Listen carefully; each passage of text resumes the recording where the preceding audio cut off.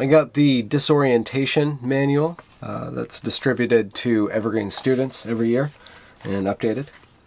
I'm going to read a few pages of it and see how disorienting it is. Welcome to the Disorientation Manual. This manual is the student-created guide to the various experiences of this college and the world that it is a part of. The authors and editors of this manual have inherited knowledge from those who came before us in this institution and through this very publication. In amending the words of previous authors and adding our own thoughts to pass on to you, we offer you some fragments that we hope you find useful. This is the 21st edition of the Disorientation Manual, a compilation of experiences, thoughts, and perspectives from many authors, most of them anonymous.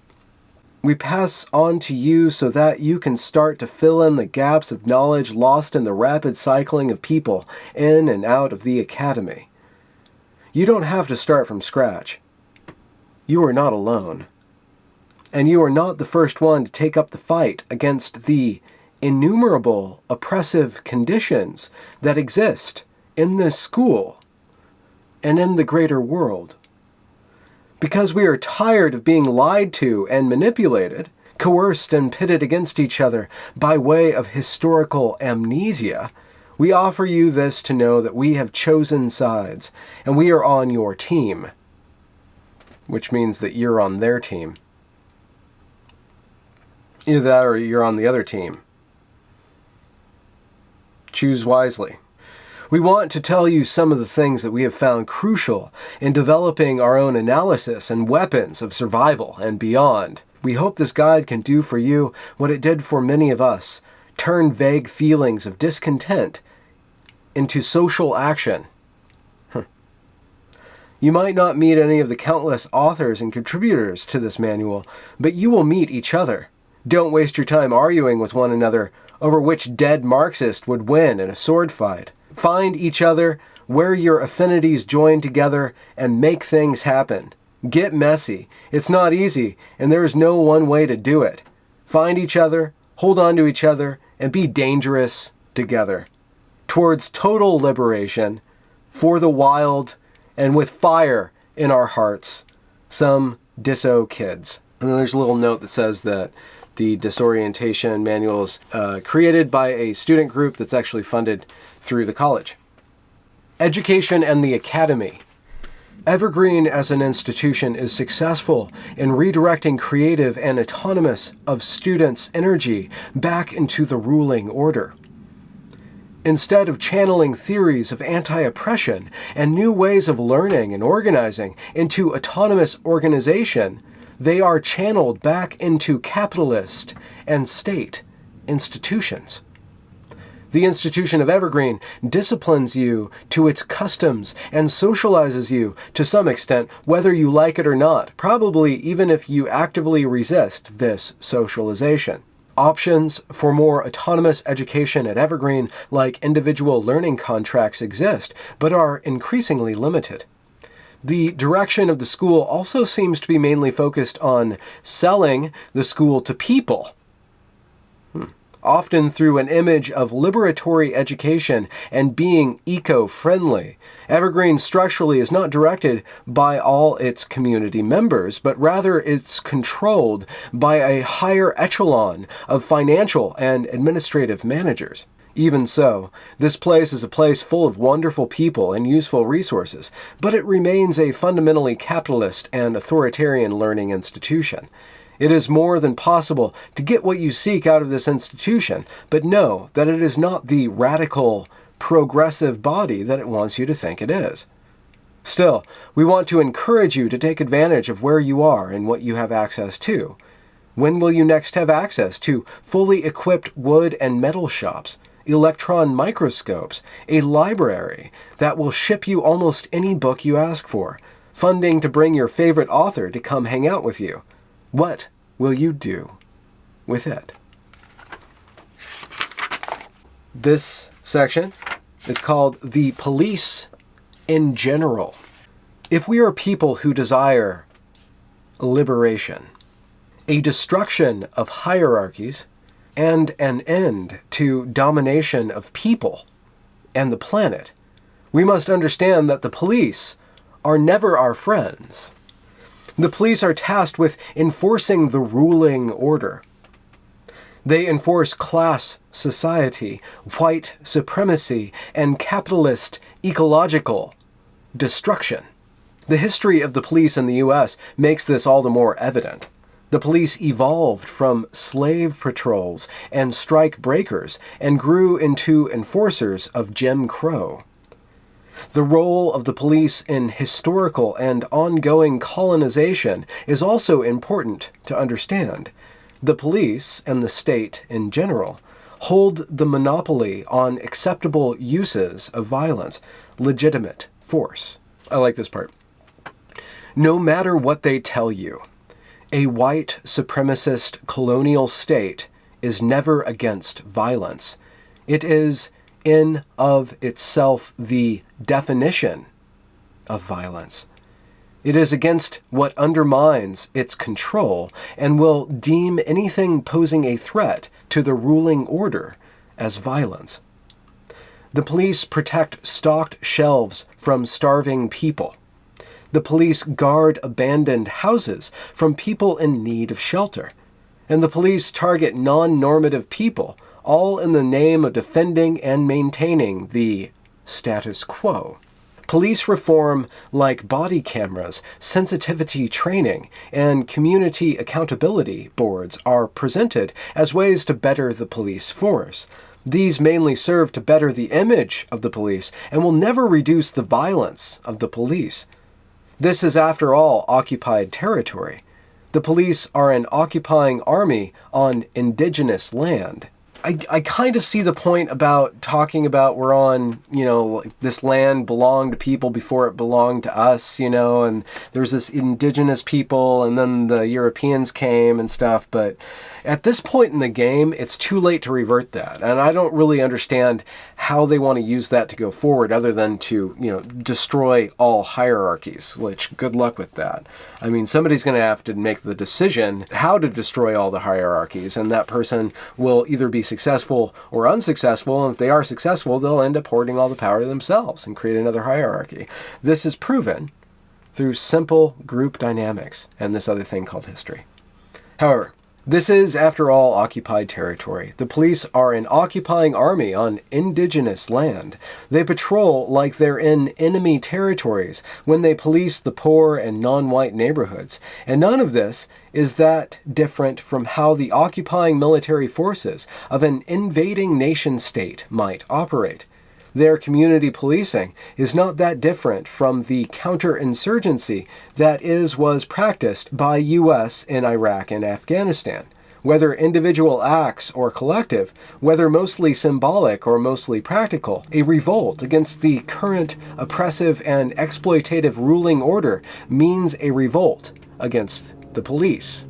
You guys ever play Civ? It's this video game by Sid Meier. So there's this game called Civ, and you start out and there's all these different civilizations and you go around, and one of the things that you do in the early part of the game when you're trying to expand your civilization is you defeat the barbarians. And as you advance your civilization, you can try to gain dominance of the world by various means, scientifically or technologically, culturally, militarily, through open war, and then religion. There's a couple other ones. And what happens if you're going for a cultural victory, but then cultural Marxism comes in and starts to erode your cultural victory, and you end up giving all your land back to the barbarians, so-called? I wonder if that's what they want. All day, every day. Fuck the police.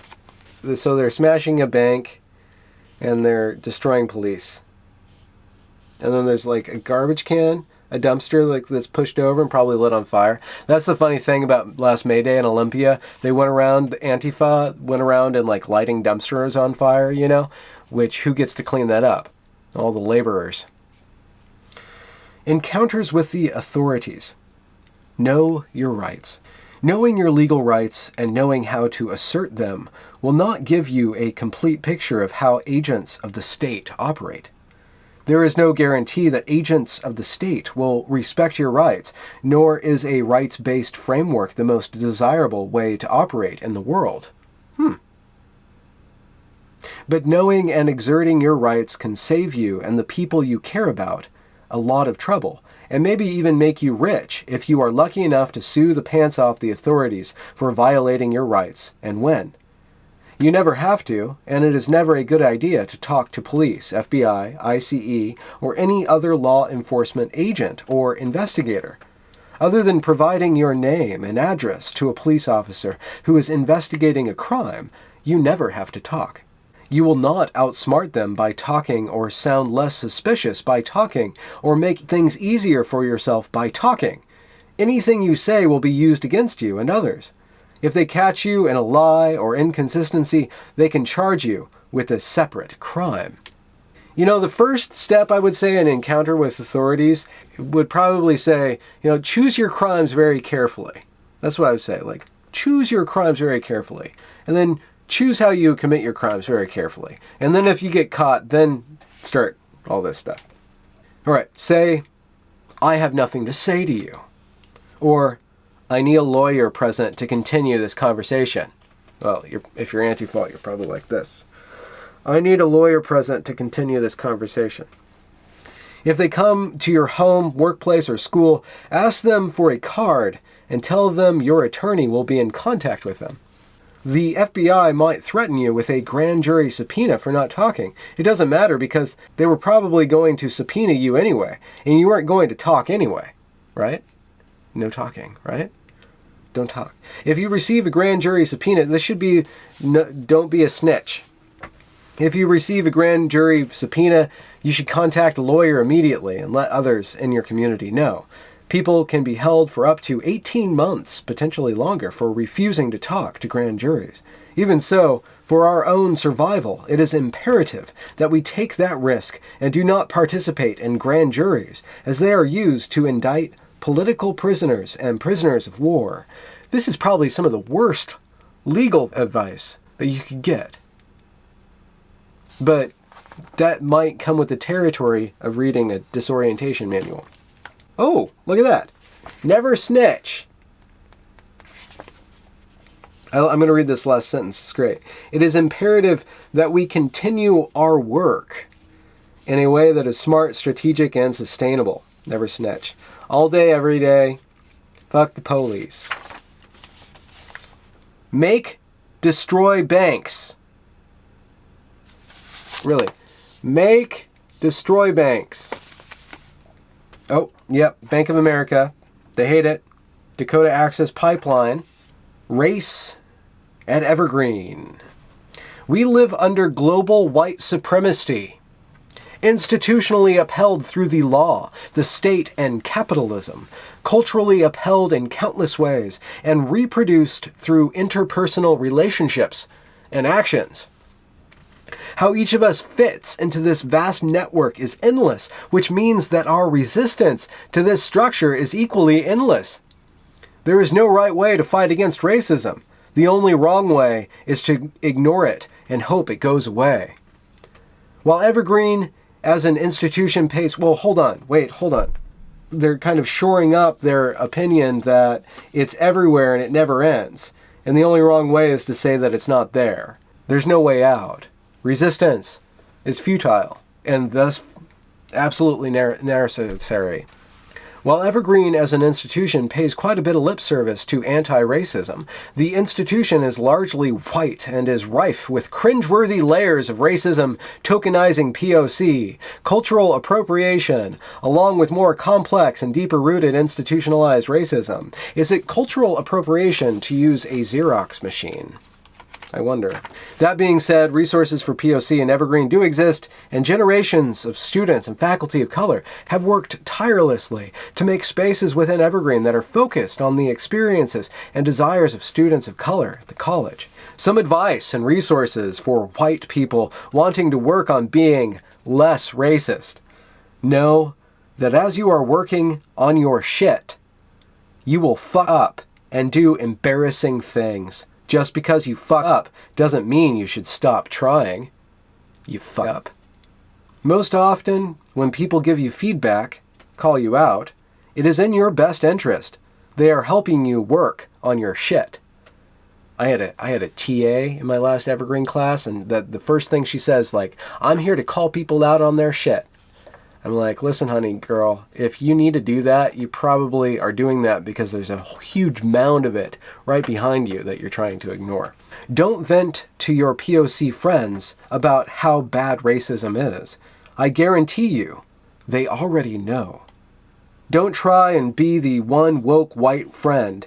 Proving yourself for ally points is not what being anti-racist is all about. And yet, how do you quantify if you're doing good work in your anti-racism?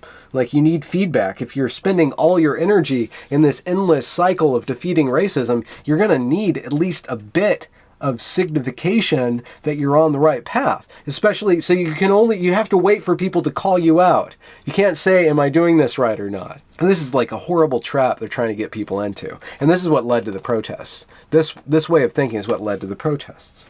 There's no way out except for obedience. That is the only path for you, whitey fuck up. You are never going to get past all of your shit, so stay humble. Look at that. And remember that we are living on stolen land built by stolen labor. Yes, you are important for any number of very real reasons, but sometimes the very best thing you can do is decenter yourself, but don't confuse decentering yourself for not being active, not being disruptive, and not participating, which just means you're a follower. We're stealing back our labor by putting you to work on your shit. One of the biggest ways that evergreen discourse around white supremacy and racism is directed is toward that of identity politics / privilege politics. Privilege politics. We want to underscore the importance of identity, history, and culture, while also allowing space to critique the ways that identity politics is declawed and made palpable to the liberal elites. Remember, being an ally is not an identity. Privilege politics. Identity does not equal affinity. There are worlds apart between a trans sex worker and a trans politician. Tactical agreements, political opinions, and trust are not automatically guaranteed by a shared identity. Identity politics totalizes, homogenizes, and tokenizes. There is no singular voice or opinion of a particular identity group unless you're a white fuck-up. Advocating that this is the case feeds into the harmful stereotypes and erases complexity. Privilege politics. Oh, fatphobia and fat liberation. Wouldn't fat liberation be called a diet? I guess it would have been 10 years ago. Fatphobia. Weight and size discrimination and oppression. Systemic oppression of fat people is real and intersects with racism, colonialism, misogyny, ableism, and classism. Fatphobia is tied to capitalism. Hatred towards fatness is often tied to ideas about a person's productivity and use of resources. Fat bodies are seen as unproductive and a drain on resources that seem scarce under capitalism. In leftist thought, fatness is often seen as a symptom of capitalism and are still treated with disgust. Even though fat bodies have always existed and different cultures and communities have different relationships to fatness. Confronting our personal biases and prejudices, as well as the systematic oppression, is vital to creating a world that is liberatory for every person. Stigma and morality. People often tie people's weight and health to morality.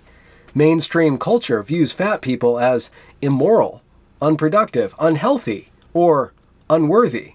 I think the unhealthy bit, there's probably some quantifiable science about that. And I don't mean to be fatphobic or anything, but it's hard on your body to have a certain amount of weight. It just is. Even if someone is not healthy or doesn't dress to the nines, as fat people are often expected to do just to move through their daily lives, cue photo of Naima Lowe in her pajamas, They do not deserve stigma, disrespect, or dehumanization. All bodies are worthy of love and respect. Fat liberation. Fat liberation centers on those most affected by fatphobia. Superfats. Fat differently abled people. Fat trans women. Fat black people. Fat indigenous people. Fat people of color. Fat liberation says fuck you to capitalism, colonialism, and fascism. Just hand me my fucking Twinkies. Things you can do. Challenge your personal bias, no matter what size you are. Check your language. The way we talk about ourselves, others matters. Educate yourself. Some resources at the end. Call out fat phobia and weight stigma when you see it, both personally and institutionally, even if it doesn't personally harm you. There's all a bunch of exclamation points, and I'm not going to raise my voice. Fat hatred is also prevalent in radical communities. Listen to fat people, especially super fat people. This word is just one word, super fat people. I'm sorry, I shouldn't smile at that. It's probably a serious term. Especially super fat people, fat folks of color, and indigenous fat people. Differently abled fat people. That one makes me laugh too. I think they said it weird back here. Differently abled fat people, fat differently abled people. It's interchangeable. And trans fat folks. Trans fat folks. No, they're just fucking with me on that one. Trans fat folks.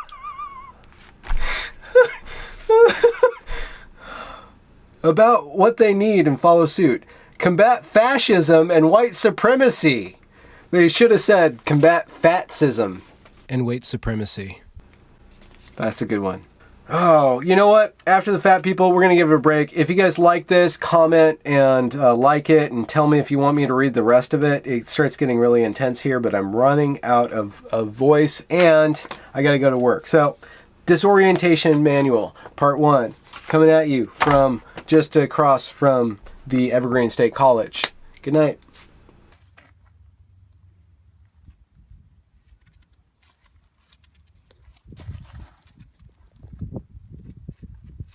Yeah. Did you get that one? Sure did.